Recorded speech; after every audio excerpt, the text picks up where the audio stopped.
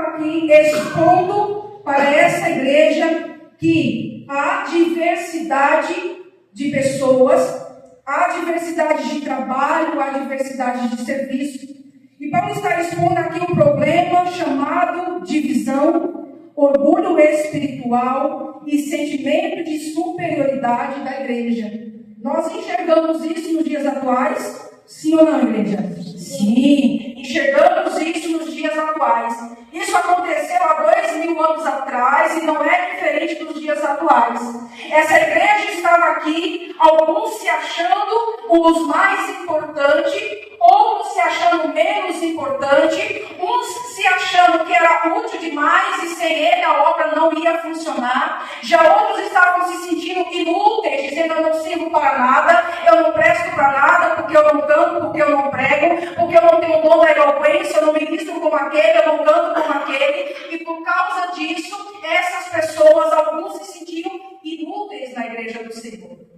A igreja de Corinto estava competindo por dons espirituais, valorizando alguns ministérios e até mesmo pessoas, desprezando outros irmãos considerados menos importantes, onde alguns se sentiam indispensáveis, enquanto o outro se sentia inútil. Igreja, isso é o que mais acontece na casa do Senhor. Essa situação é o que mais acontece na igreja de Deus. Paulo aqui está ensinando que a igreja de Corinto, ele, usando de uma analogia sobre o corpo de Cristo, onde ele explica a funcionalidade, a unidade e a interdependência dos membros do corpo humano para ilustrar como a igreja deve funcionar. Então ele pega o corpo humano como exemplo, usa isso como analogia. Então imagine você agora, olha para a sua mão, olha para o seu braço, interage com a igreja.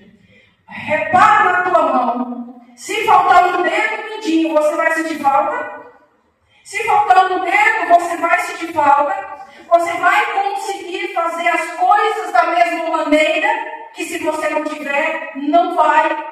Se eu olhar para esse dedo mindinho e entender ou achar ou pensar, vamos lá, o dedo mindinho do pé, e falar assim: esse dedo mindinho não serve para nada, eu não preciso dele. Então Paulo usa dessa analogia, fazendo com que os membros olhassem, a igreja olhasse para o corpo humano e entendesse: se você precisa desses órgãos, desses membros, a igreja do Senhor não é diferente. Você não pode pensar que você é autossuficiente, que você dá conta de tudo. Não, nós entendemos que eu preciso do outro, nós precisamos uns dos outros. E Paulo está instruindo aqui essa igreja, dizendo: olha, vocês precisam baixar a bola um pouquinho, vocês precisam descer um pouco o seu pensamento de achar que você é suficiente aqui. Você não pode dizer que você não precisa daquele irmãozinho mais simples, pensando que ele não tem capacidade de fazer alguma coisa. Então Paulo está instruindo aqui essa igreja. Por isso que ele diz: o olho não precisa da mão. Ele quer dizer, nenhum membro é autossuficiente. Nós precisamos de cada parte do nosso corpo. De forma como ele, usando isso como exemplo. Só que ele estava querendo aplicar isso no corpo de Cristo. Ele estava querendo aplicar essa analogia para as pessoas entenderem que a igreja necessita uns dos outros. O que seria de um pastor se não fosse a ovelha? O que seria de um membro, de um líder, se não fosse o liderado? O que seria da ovelha se não existisse o pastor? Percebe isso? O que seria da igreja se não tivesse alguém para pregar? O que seria da igreja se não tivesse alguém para louvar? O que seria da igreja se não tivesse alguém agora para ouvir essa mensagem? Então Deus, ele prepara tudo, ele faz tudo com ordem e decência. Só que por às vezes muitos não compreenderem essa situação, uns vão se exaltar demais, outros vão se excluir, vai achar indigno, vai achar inúteis. Por quê? Porque eu não consigo fazer o que a pastora faz. Mas não é porque vocês não conseguem fazer o que a pastora faz, ou que o músico faz, que vocês não têm utilidade para o reino de Deus.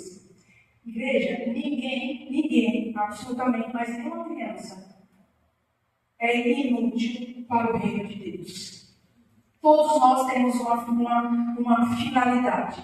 Deus estava ensinando, igreja, que todos são necessários. Todos. Não existe membro inúteis no corpo de Cristo. Ninguém pode ou consegue fazer o que diz respeito à obra de Deus sozinho.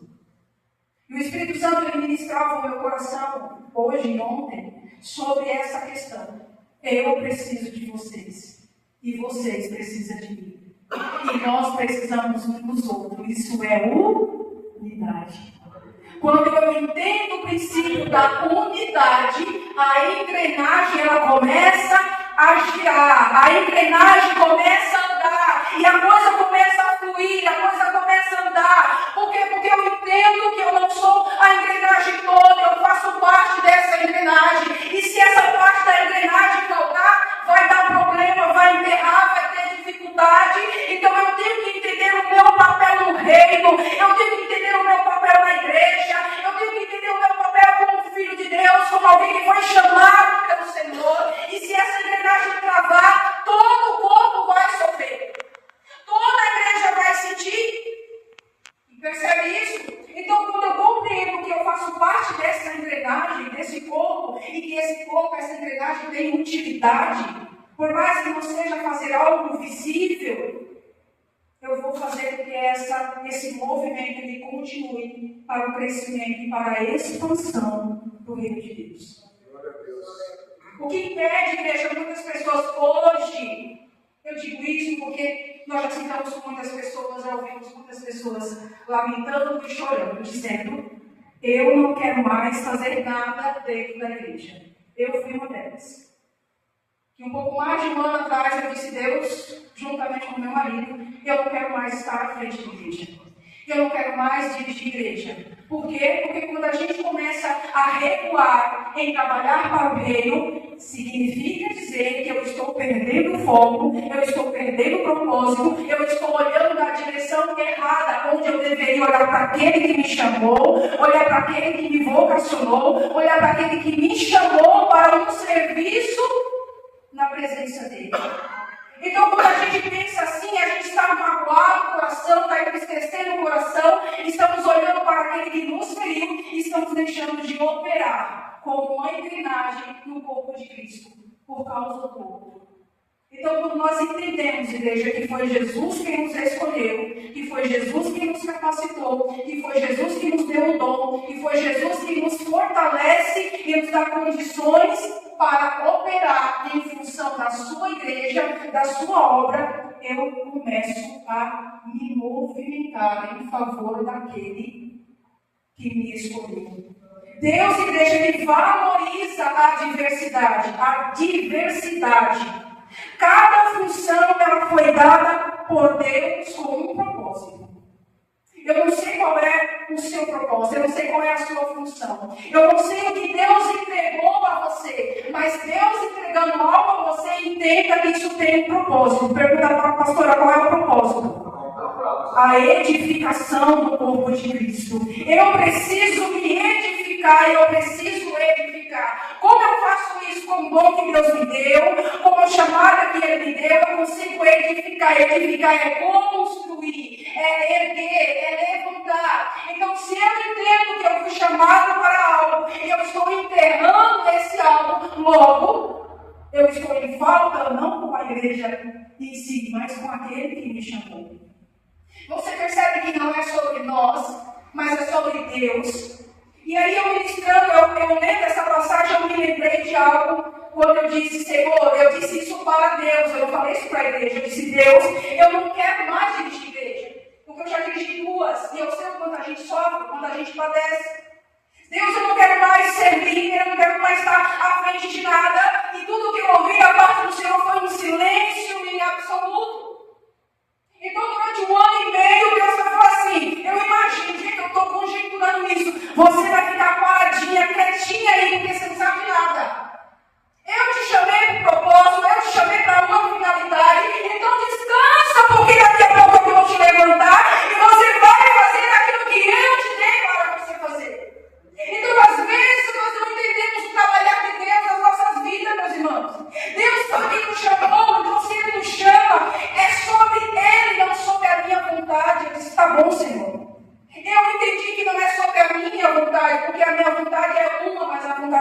parou, é outro. Quantas vezes você parou, pensou em parar de desistir? E você não parou até agora? Porque a vontade do Pai, igreja, ela precisa prevalecer sobre a minha vida. Ela precisa prevalecer. Jesus, ele não queria ir à cruz do Calvário. Jesus não queria passar por aquilo que ele passou. Ele disse, Senhor, se for a tua vontade, aparta de mim esse cálice, contudo faça a tua vontade. É a mesma coisa, igreja, que você fala, Deus, eu não quero mais, eu não quero enfrentar, eu não quero ir, eu não quero pegar, eu não quero cantar, mas contudo faça a tua vontade. Igreja, é a vontade do Senhor que precisa preservar a nossa vida, é ela que tem que continuar agindo, atuando na minha, na tua vida. Deus, eu não quero mais fazer tal coisa, mas eu te escolhi para você fazer isso. Eu te capacitei para você fazer isso. Afinal de contas, a igreja, ela tem que fazer a vontade dela ou a vontade de Deus. Então é algo para que eu e você reflita. Tem uma passagem, não vou me lembrar agora, se os irmãos souberem, me ajuda, que um pai chamou, acho que foram os 2 filhos. Quem lembrar, me ajuda, tá, gente? E disse assim, olha, vai lá e faz um serviço tal. Um disse, não vou. Mas no final, ele foi. O outro disse, eu vou, conta comigo. Mas no final ele não foi. Quem nós somos nessa hora?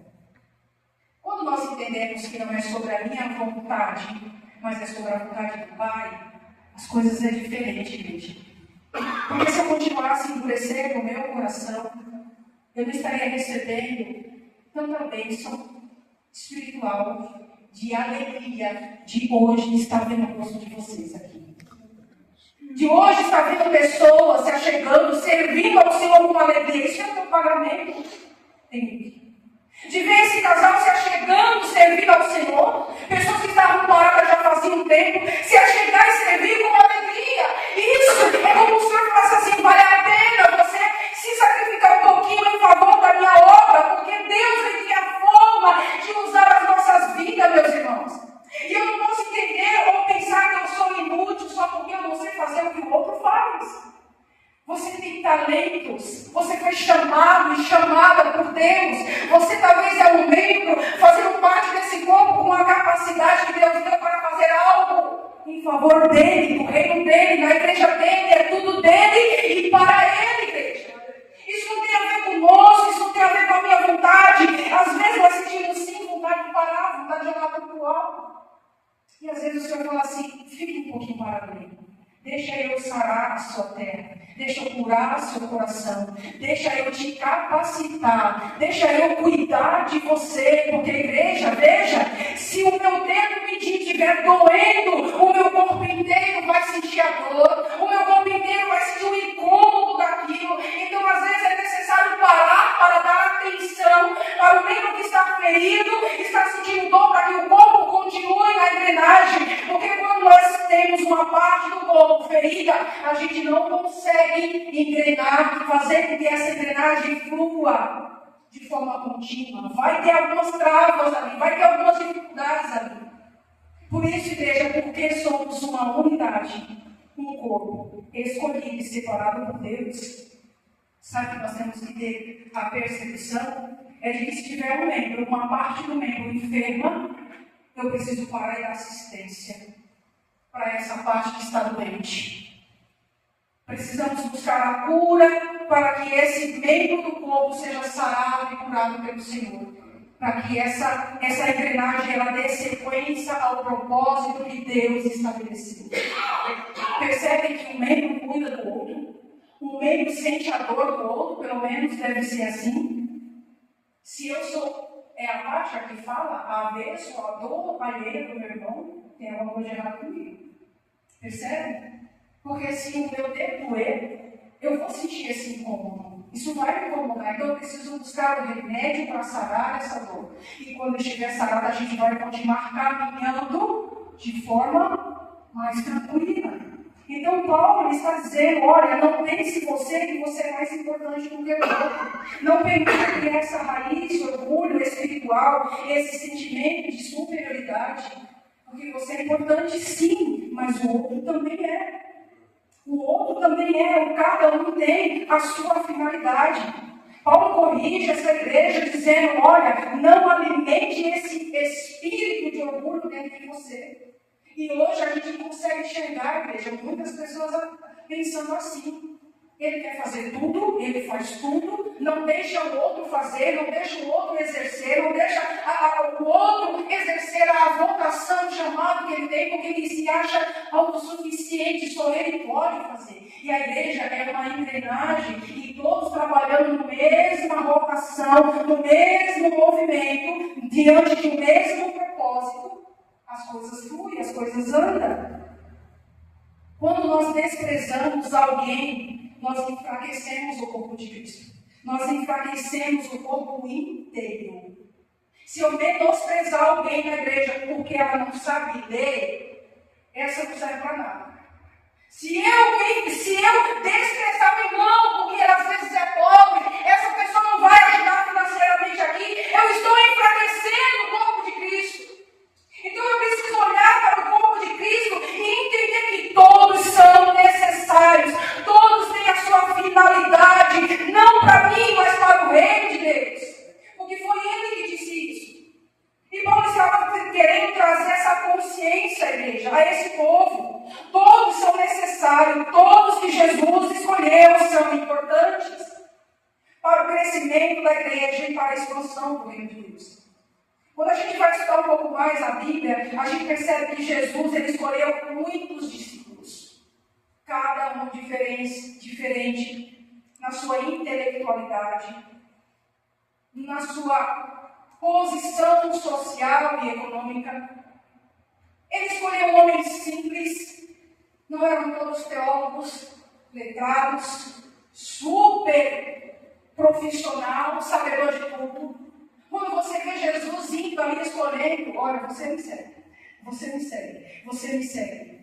Jesus só está preparando, ou melhor, buscando um coração disponível, porque quem prepara é Ele, quem capacita é Ele que faz o que você não pode fazer. Jesus ele escolheu homens simples, pescadores de peixe, que só sabia pescar, que só sabia fazer aquilo, e disse, vem me segue porque eu vou te fazer pescador de homem. Ele muda a identidade, ele te dá um propósito, ele te dá uma direção em favor do reino dele, igreja. Então, às vezes, se eu ficar, mas eu não posso, mas eu não consigo, mas eu não tenho capacitação nenhuma, tudo bem, eu também tinha. Mas Deus me deu. Pensa numa mulher tímida, a nível de não conseguir abrir a boca, se tivesse mais de uma pessoa para falar comigo, né? Eu não conseguia falar. Isso antes da minha conversão. De repente, Deus me deu um chato chocado de falar demais.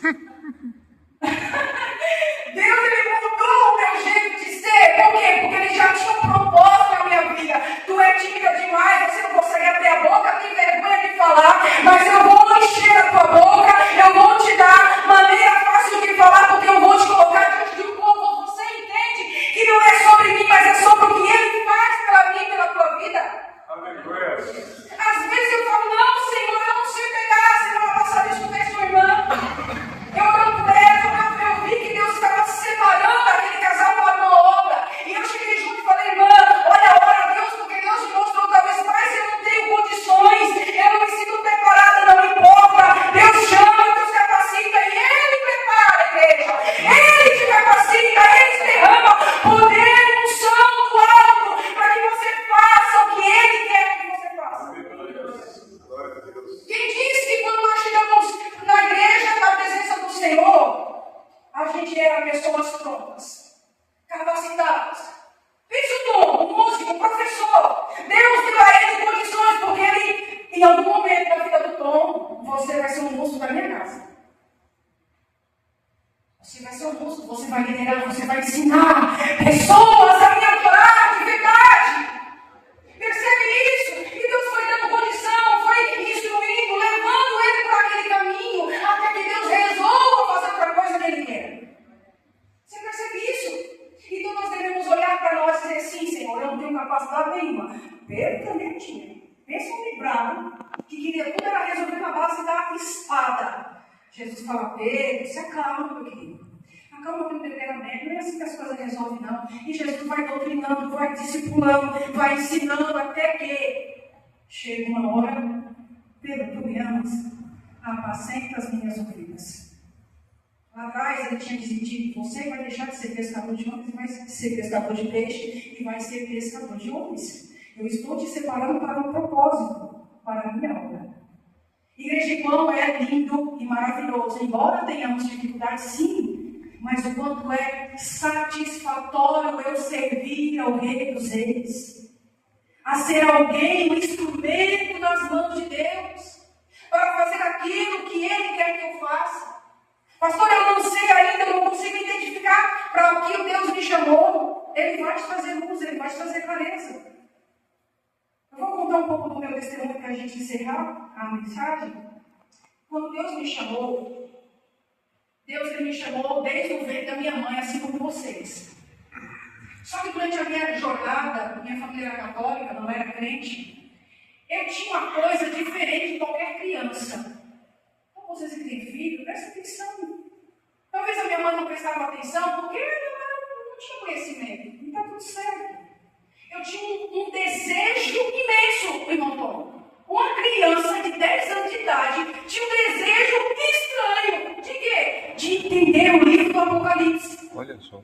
Que nem teólogo às vezes entende. Eu tinha uma fascinação. Essa palavra que às vezes teve um dia que eu peguei a Bíblia, deitei no banco da minha varanda e comecei a ler a Bíblia. Uma criança de 10 anos. Ler. Simplesmente ler. Só que o livro do Apocalipse me chamava muita atenção. Isso foi durante a minha jornada de vida. Durante toda a minha fase da infância, pré-adolescência, adolescência, eu fui caminhando com aquele desejo de entender e descobrir aquilo. E de repente eu passei a ter sonhos, quando eu já estava convertida na igreja, mas bem no começo, eu passei a ter sonhos contínuos de que eu pregava a palavra. Toda vez. E eu sempre pregava o quê? A volta de Jesus. Eu tinha sonhos, eu pregando a volta de Cristo, e eu não entendi absolutamente nada. Isso foi 1 ano, 2, 3, 4, 5 anos. E aí Deus ele foi me levantando da igreja para fazer um trabalho infantil, trabalhar na limpeza da igreja. Depois eu fui separada como diaconisa, depois grupo de evangelismo, depois líder. E aí o Senhor foi me preparando para aquilo que Ele tinha para a minha vida. Porque Deus, igreja, Ele faz isso. Ele nos prepara, Ele nos chama. Só que Ele tem um tempo dele te preparar. Quando Paulo ele foi chamado, e ele cai do cavalo, ele fica cego, a gente conhece essa passagem, ele já não sai imediatamente para pregar. Ele fica um tempo recluso, mais ou menos isso é bom. Ele fica um tempo recluso, não sei se 10 ou 12 anos.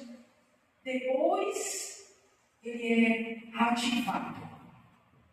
3 anos, né? Isso aqui, 3 anos. Ativado para fazer o que Deus havia chamado ele para fazer. Vocês são parte dessa engrenagem. Fazem parte do mesmo corpo, bebem da mesma fonte chamada Espírito Santo de Deus. Foram escolhidos pelo mesmo Deus, preparados e capacitados para servir a Ele no bom serviço do Senhor. E quando nós entendemos isso, nós deixamos um pouco o eu de lado e dizemos, Senhor, eis-me aqui. A minha vontade é de parar, a minha vontade é de sentar, a minha vontade é de não ir, a minha vontade é de não fazer, mas, Senhor, seja feito a tua vontade. Percebe que você faz parte de uma engrenagem? Nós temos que nos dispor, igreja, em favor da obra do Senhor. Porque a igreja ela tem uma vocação, uma função. E a igreja chamava para fora. Ir por todo mundo, pregar o evangelho a toda a criatura. Você não vai sair daqui e vai para a África, não, meu irmão. É durante a tua caminhada. Fala de Jesus para alguém. Fala que Jesus te curou, te libertou, te salvou. Lance vida em terras que está morta. Lance a palavra do Senhor. Faça uma visita para o irmão que está fraco na fé. Se permita ser um instrumento na mão do Pai. Talvez você seja essa pessoa que está assim. Mas o Senhor prepara alguém para te auxiliar, porque o corpo, uma parte do corpo doendo, o outro corpo, a outra parte vai sentir também. E quando nós trabalhamos na unidade, Deus opera a bênção. Na unidade, Deus opera a bênção. Bênçãos espirituais, bênçãos financeiras, bênção aonde Ele quiser derramar, nós entendemos o poder que é trabalhar na unidade. Deus, Ele é bom, igreja. Para finalizar, nós vamos avançar no texto, verso de número 27. Ora, vocês são o corpo de Cristo, e cada um de vocês, individualmente, é membro desse corpo. Assim, na igreja, Deus estabeleceu primeiramente apóstolos, em segundo lugar profetas, em terceiro lugar mestres, depois os que realizam milagres. Talvez você tenha um dom de realizar um milagre, igreja. Mas porque às vezes você não sente a oportunidade, esse dom ele fica enterrado. A igreja não recebe a edificação, você não consegue exercer. Porque às vezes não é a visão da igreja, mas é a visão do Senhor Jesus. E eu preciso entender isso. Os que têm dom de curar, quantas pessoas têm dom de curar, de colocar a mão, orar e a pessoa enferma ser curado? Então eu tenho que buscar isso no Senhor. Pai, para que o Senhor me chamou? Qual é a minha utilidade no reino? Para que o Senhor quer que eu sirva? Onde o Senhor quer que eu sirva? Deus, Ele vai pontuar, Deus vai te direcionar e Ele vai te preparar e te fortalecer, igreja. Aí Ele continua dizendo, os que têm dom de prestar ajuda. Percebe que não é só pegar e não é só cantar? O que é prestar ajuda? Em tantas situações, igreja. Os que têm dom de administração. Tem gente que é super maravilhosa em administrar as coisas. Percebe isso que está tudo dentro de nós? E os que falam diversas línguas. São todos apóstolos? Aí ele vai trazer a mensagem inicial. São todos profetas? São todos mestres? Tem todos o dom de realizar milagres? Não.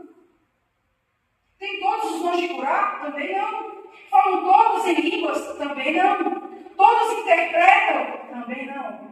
Entretanto, busque com dedicação os melhores dons, onde Deus quer que você sirva. Igreja, eu fiquei sabendo de um caso que infelizmente aconteceu aqui. Eu conheço a pessoa, acompanhei ela durante o processo, fazia parte do Ministério de Louvor, isso serve para vocês. Que alguém aqui era muito espiritual. Falava, pegava, ministrava, bababá. Já essa outra pessoa que também louvava, era contida. Ela não conseguia, então ela começou a entrar no meio da comparação. E sabe o que foi que aconteceu? Que foi muito perigoso, igreja? Que ela começou a acreditar de que Deus não estava com ela.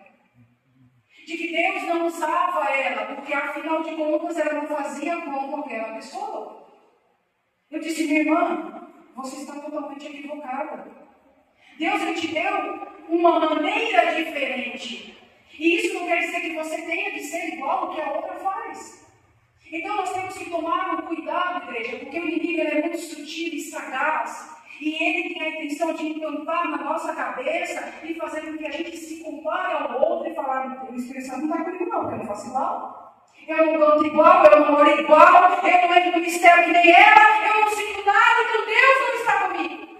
Deus te chamou para fazer diferente. Por isso que a diversidade é agradável a Deus. Pense se todo mundo pregasse igual a pastor. Meu Deus, chegava uma hora que vocês iam enjoar, tanto escutar a mesma pessoa fazendo a mesma coisa. Pense se todo mundo só cantasse. Quem ia pregar? Pense se todo mundo só ficasse sentado. Quem ia abrir a igreja? Que é o que nossos irmãos faz. Você percebe que Deus trabalha nessa engrenagem conforme aquilo que Ele colocou no teu coração para você fazer. Então buscar, igreja, a forma como servir ao Senhor é uma forma de adorá-lo. É uma forma de render louvores a Ele. É uma forma de servi-lo. Como, Deus, eu posso te servir? Como eu posso te agradar? Como o Senhor quer que eu seja útil no teu reino? Aonde o Senhor me plantou? Percebe que é sobre Ele, a vontade dEle na tua vida.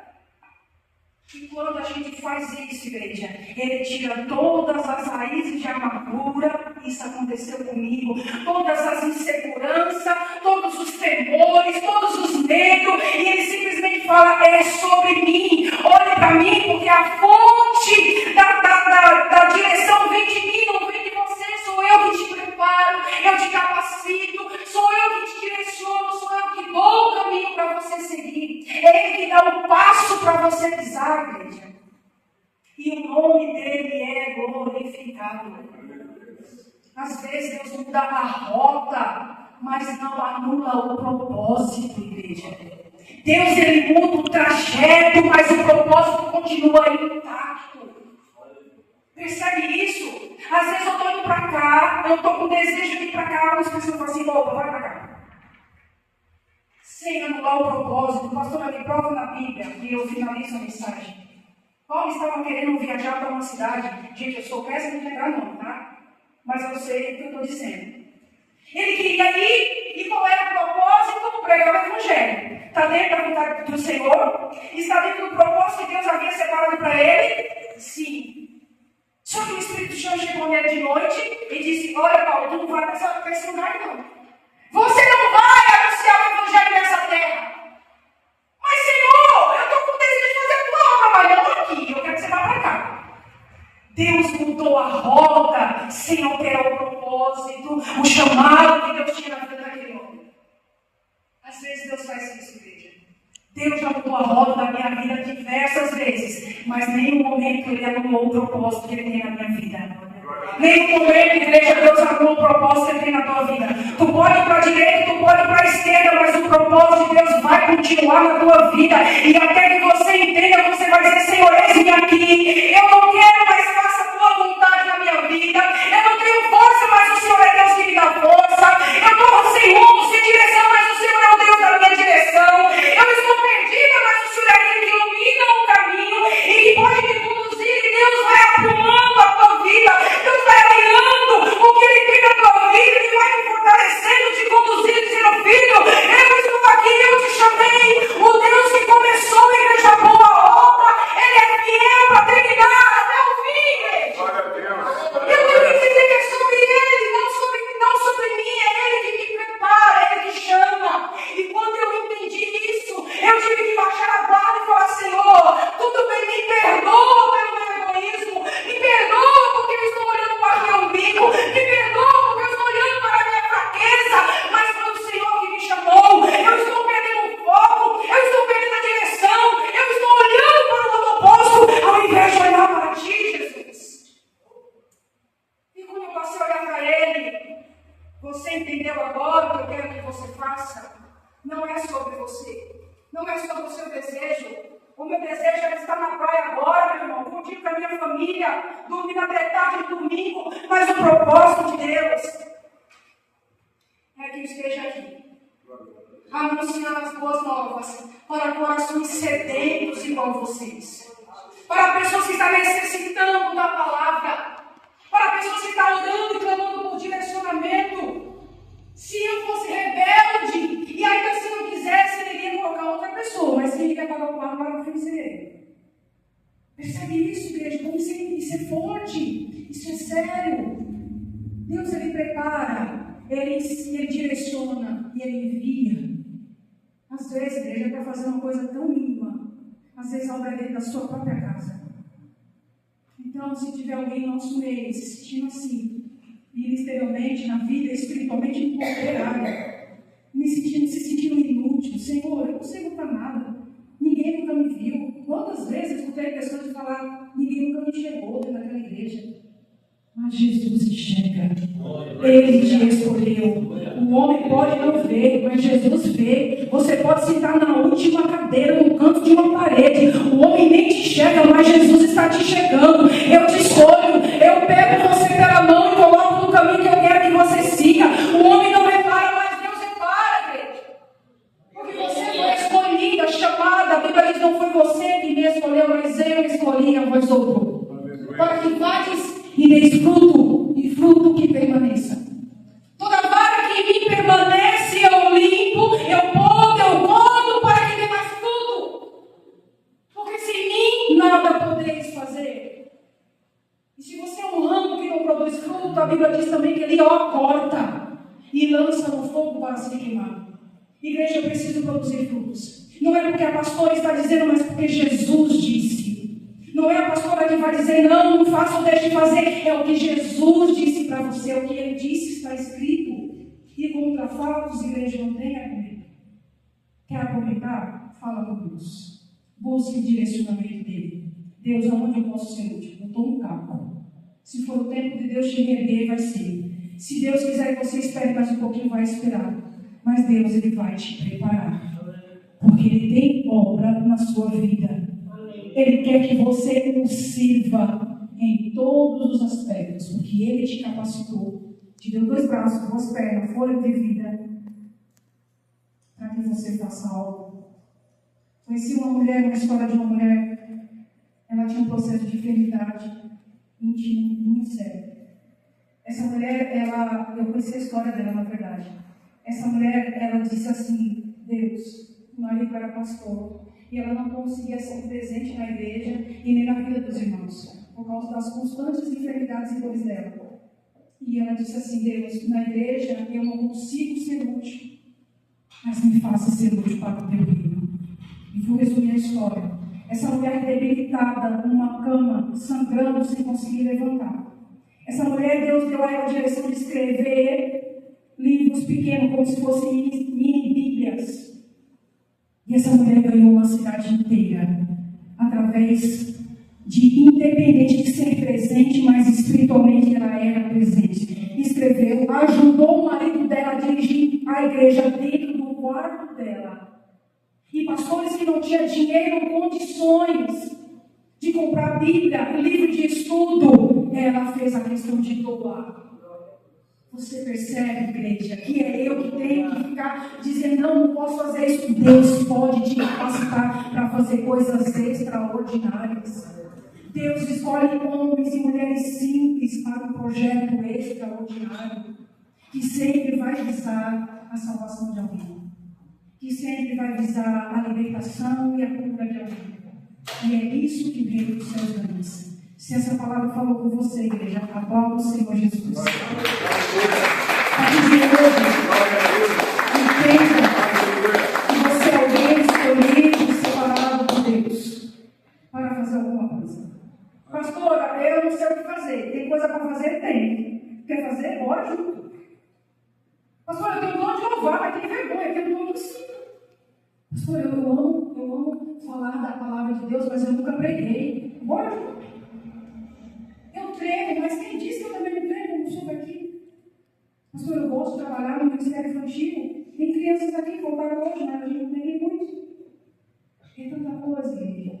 Alguém está lá fora precisando de uma visita. Às vezes você não tem condição de ir, mas você é a ponte. Senhora é intercessora da igreja. Irmã Simara, olha, eu não tenho condições. Será que você pode me ajudar na oração? Você é a ponte. O meio de acesso a essa pessoa. Pastor, tem uma pessoa ali que não consegue vir para a igreja, está frio. Você pode ir lá fazer uma visita, você é a ponte. O meio de acesso para alguém. Você percebe como nós temos tantas coisas para operar no reino de Deus? Então, enquanto Deus te permite, igreja, estar sentado, entenda, Ele está te preparando para fazer alguma coisa para Ele. O tempo vai chegar, igreja, e você possa dizer, eis me aqui. Não sou a melhor pessoa, não sou mais capacitado, não sou mais letrado, não sou tão teólogo, ou não sou teologia de nenhum, mas eu estou aqui, Senhor. E assim como Isaías disse, envia-me, Deus abençoe a Paulo do Senhor Jesus.